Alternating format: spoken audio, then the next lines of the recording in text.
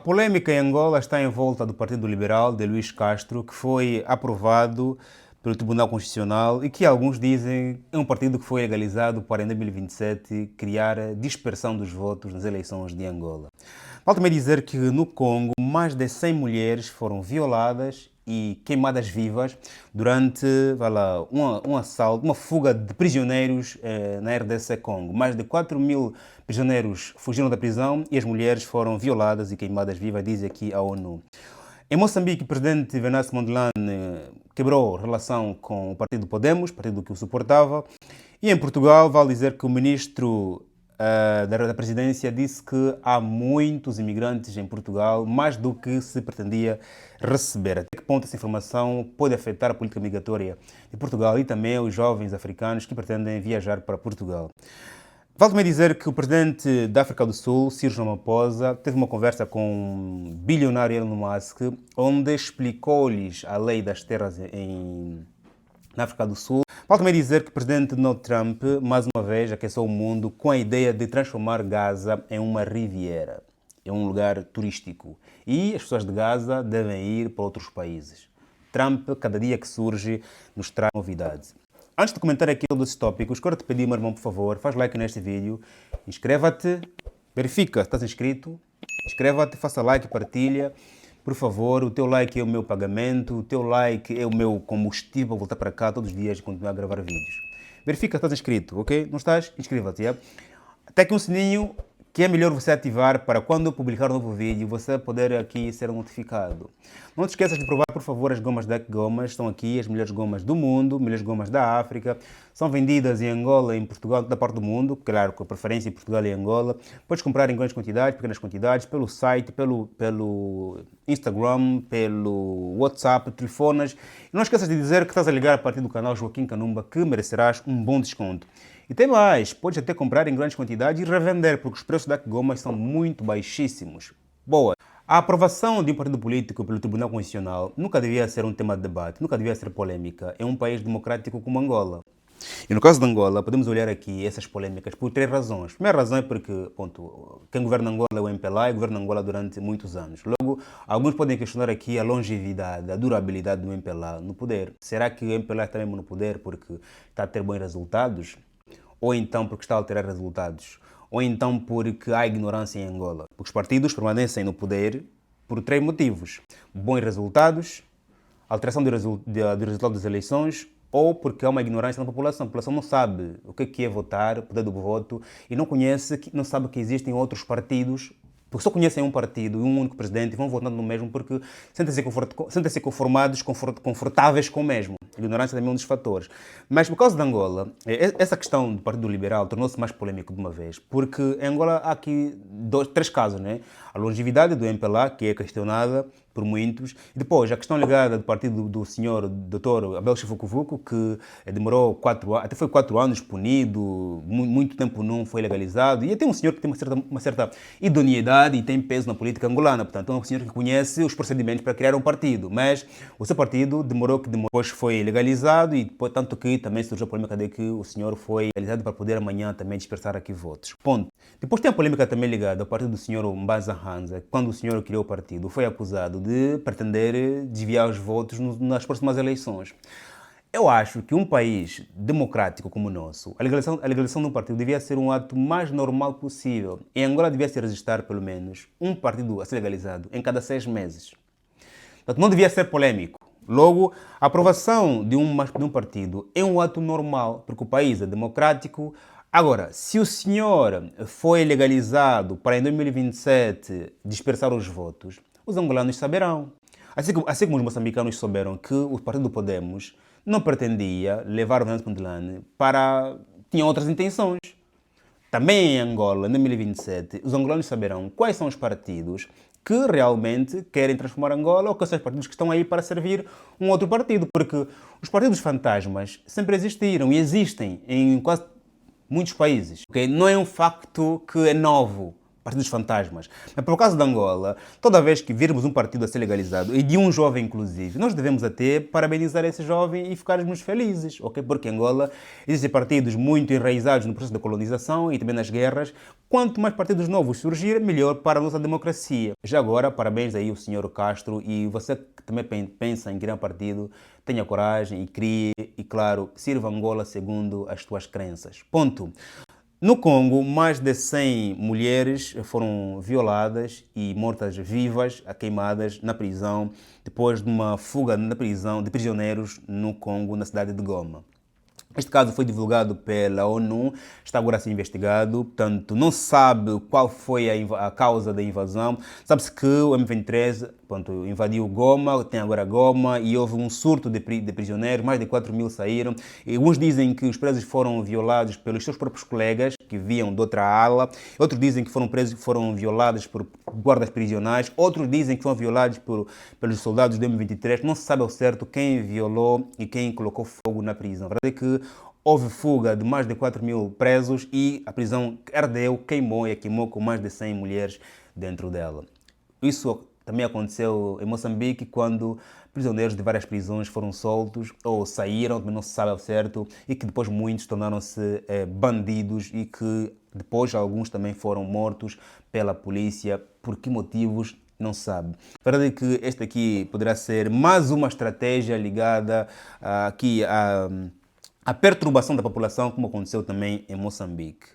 Em Moçambique, vale dizer que o presidente Venâncio Mondlane anunciou o fim das relações com o partido Podemos. Claramente, agora Venâncio Mondlane está sem instituição que o possa segurar. Portanto, é o presidente eleito pelo povo, não precisa de um partido que o sustente. Apesar de que Moçambique, pelo sistema político que existe lá, precisava, mas enquanto um presidente eleito pelo povo e que o seu partido não está a comungar os seus ideais, esperava-se claramente que cedo ou tarde Venâncio Mondlane pudesse sair do Podemos, porque não há nada que os ligue. O que os ligava era a ideia de poderem ser governo, mas agora o Podemos entrou para o Parlamento, Venâncio Mondlane não entrou e está a governar de forma paralela, razão pela qual é o esperado, é o normal, porque não há nada mais que possa ligar Venâncio Mondlane que é o Podemos. Agora, o senhor Venâncio Mondlane, claro, vai perder nos próximos dias o mandato de deputado, mas para que ele serve ser deputado se ele foi eleito como presidente?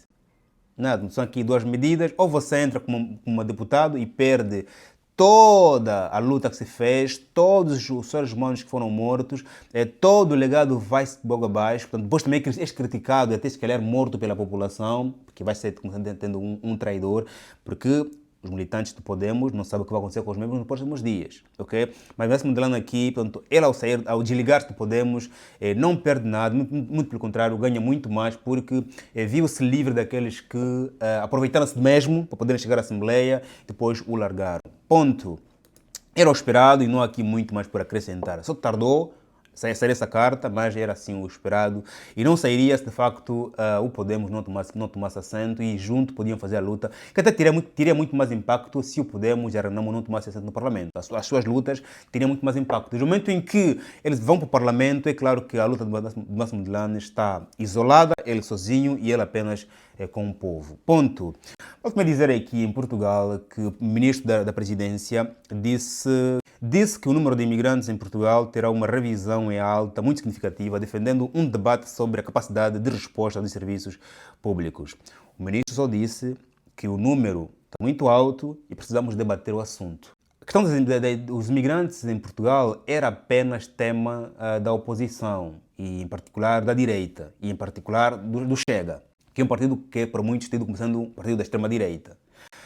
Cada vez mais, a imigração em Portugal vai se tornando tema político. Do momento em que o PS, o anterior governo em Portugal, que está há menos de um ano fora do governo, assume que falhamos em relação às medidas migratórias, o tema começa já a ser de âmbito nacional. E agora é que o ministro, que é do PSD, vai dizer, do atual governo, diz que o número de imigrantes em Portugal terá uma revisão em alta muito significativa, dando um debate sobre a capacidade de resposta dos serviços. Os serviços públicos em Portugal, e também os serviços vários, como por exemplo acesso à habitação, acesso ao hospital. Aliás, falamos aqui há uma semana de um vídeo de uma menina que ficou 15 horas à espera a ser atendida no hospital. Portugal não se preparou para responder a este número de imigrantes. E é normal que esse tema, vendo um número significativo, que esse tema seja agora tema de debate sério no Parlamento.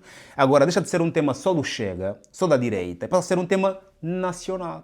Migração dos ricos, que vão cada vez mais comprando casas nas grandes cidades, em Lisboa e no Porto.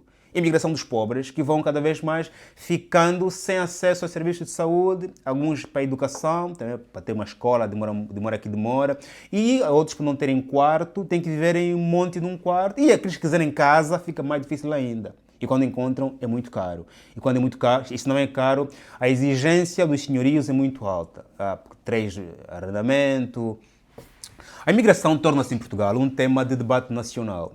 Isso não tem mal nenhum, não quer dizer que parará de entrar imigrantes em Portugal. Pode ser que o governo decida nos próximos tempos colocar um travão na imigração, uns 4 meses sem entrar imigrantes, depois vou retomar até que tenha capacidade de poder aqui responder às exigências da população, porque o imigrante precisa de documento para integração e também de acesso facilitado aos serviços. Não basta só ter emprego, que há em Portugal neste momento, penso. Também é preciso ter outros serviços acoplados. Saúde, educação, transportes e não só. E parece que os transportes, inclusive, há horas em que são tão lotados que quase ninguém consegue mais entrar nem sair. Fala-se aqui que existem mais de 1 milhão de cidadãos com autorização de residência em Portugal. Ponto. Quando isso aqui tornar-se debate, que não seja para ninguém que é imigrante em Portugal, vá lá, um assunto para ter medo, ok? Torna-se debate para se resolver o problema.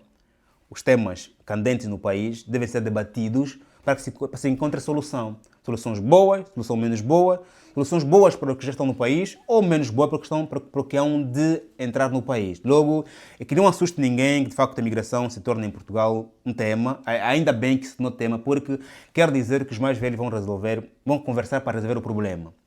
Okay? E acima de tudo, que agrade acima de tudo aqueles que já estão no país. Ponto. O presidente Cyril Ramaphosa disse que falou com Elon Musk sobre o problema da desinformação que existe na África do Sul em relação à lei das terras. E o presidente reiterou que a África do Sul é um país que vive segundo a sua Constituição, é um país baseado nos valores como respeito, a igualdade, a equidade, e que nenhuma terra está a ser roubada, apenas sim a ser expropriada. Tiro a ti, que não está a precisar, e dou àqueles que mais precisam. É importante falar com Elon Musk porque os bilionários estão no nível dos presidentes, porque conseguem influenciar a política pública interna e externa. Elon Musk consegue influenciar o governo americano a criar leis, a eliminar leis. Os ricos bilionários influenciam a política por meio do emprego, do desemprego, ou então por meio das empresas de lobbying, e não só. Empresários, os bilionários, estão no nível dos presidentes, razão pela qual que não nos pareça que estamos aqui a nos colocar muito em baixo e falarmos com Elon Musk. Não, Elon Musk é uma pessoa que tem muito dinheiro, muita influência, e é capaz de influenciar as leis na América. Os empresários em Moçambique, em Portugal, em Angola, em Panamá, na Venezuela, empresários em Sri Lanka, empresários onde quer que seja, nas Filipinas, conseguem e podem influenciar as leis no país, podem influenciar o comportamento público. Logo, é sim importante falar com esses ricos para que, se tiverem que influenciar, que seja nosso proveito e não o contrário. Sem contar que também Elon Musk é uma bandeira da África do Sul, porque é sul-africano que está a fazer sucesso na América. Apesar de ser branco, e essa questão de ser branco e ser negro na África do Sul, já também falamos aqui em um dos vídeos. Ponto. Para terminar, Trump disse que estava a pensar que a população de Gaza fosse realocada em outras partes do mundo e fazermos de Gaza uma riviera. Gaza está bem localizado, é banhado por mar e seria uma atrocidade, já que meu comentário, uma atrocidade, transformar Gaza em um ponto turístico. Gaza é um ponto histórico, ok? E essa história deve-se fazer com as pessoas que lá estão e lá vivendo. Algumas pessoas amanhã deviam pensar em visitar Gaza pela toda a atrocidade que por lá passou. O que seria de Gaza amanhã transformá-lo em um resort? Quem teria gosto de ir para Gaza, passar uma noite de hotel e lua de mel? Quem teria esse gosto? A geração que há de nascer daqui a alguns anos, que não viu esses episódios todos, pode ir para lá. E nós também, por exemplo, visitamos países e lugares que ontem foram horríveis. Mas por nós não conhecermos a história daquele país e daquele lugar, nós vamos para lá fazer foto estranhar. Mesmo na França, em Paris. Há lá catacumbas no subterrâneo, tem cemitérios no subterrâneo. Os que conhecem não vão para lá fazer lua de mel em Paris. Não vão. Mas os que não conhecem, como a ignorância é muito mal, você vai para lá. Os que nasceram nos próximos anos irão para Gaza, se transformarem em um resort, passar a lua de mel não só. Mas para nós não vale a pena, não faz nenhum sentido. É um lugar de adoração, um lugar santo, porque muitas vítimas, crianças, mulheres grávidas, inocentes, lá foram bombardeadas. Penso que essa ideia do Donald Trump não sei se vai pegar e é muito. Epá, Donald Trump já tinha dito que pensava em reconstruir e que a população fossem relocadas no Egito e Cisjordânia. Cisjordânia e Egito já negaram essa ideia, mas agora fazer de Gaza um resort. Faz o like neste vídeo, subscreva, diz-me aqui qual é a sua opinião em relação à imigração em Portugal, à saída de Venâncio Mondlane no Podemos, ao presidente, à migração, à conversa de Ramaphosa e de Elon Musk, a proposta de Trump, a legalização do Partido Liberal e em relação às mulheres que foram violadas e queimadas na RDC. Muito obrigado e que Deus nos abençoe. Amém.